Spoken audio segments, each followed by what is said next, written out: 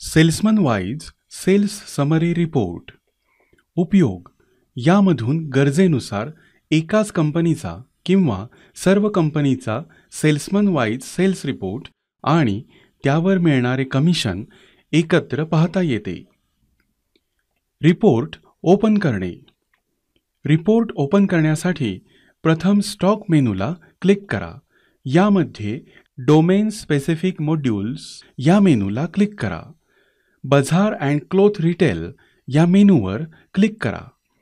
यामध्ये salesman wise sales summary हा menu select करा किंवा सर्च बॉक्समध्ये 280 नंबर टाईप करून एंटर करा.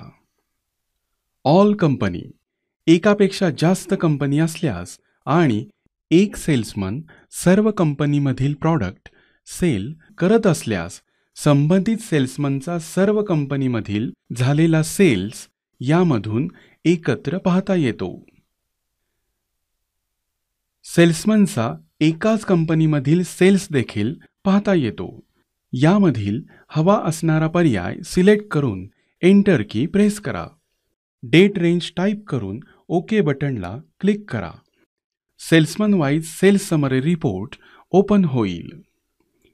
यामध्ये सेल्समनचे नाव, कॅश मेमोने केलेली सेल्स अमाऊंट, क्रेडिट मेमोने केलेली सेल्स अमाऊंट दोन्हीची मिळून टोटल अमाऊंट दिसेल.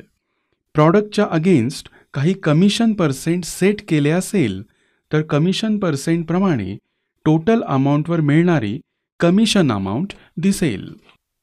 विक्री न होणाऱ्या प्रॉडक्टसाठी काही ॲडिशनल कमिशन सेट केले असल्यास अशा प्रॉडक्टच्या सेल्स अमाऊंटवर मिळणारे ॲडिशनल कमिशन यामध्ये दिसेल.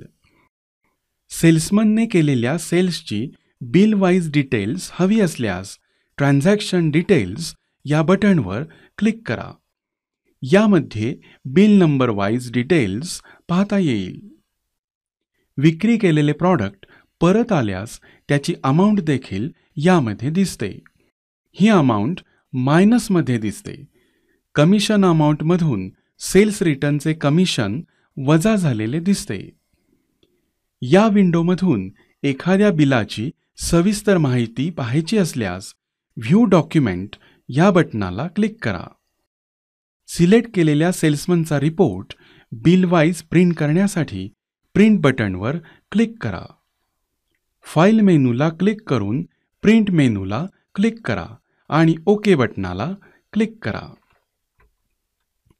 सेल्समनने सेल केलेली अमाऊंट आणि त्याचे कमिशन कंपनीनुसार वेगवेगळे पाहण्यासाठी कंपनी वाईज ब्रेकअप या बटनाला क्लिक करा. आता सिलेक्ट केलेल्या सेल्समनची कंपनीनुसार सेल्स अमाऊंट आणि त्यावरील कमिशन वेगवेगळे दिसेल.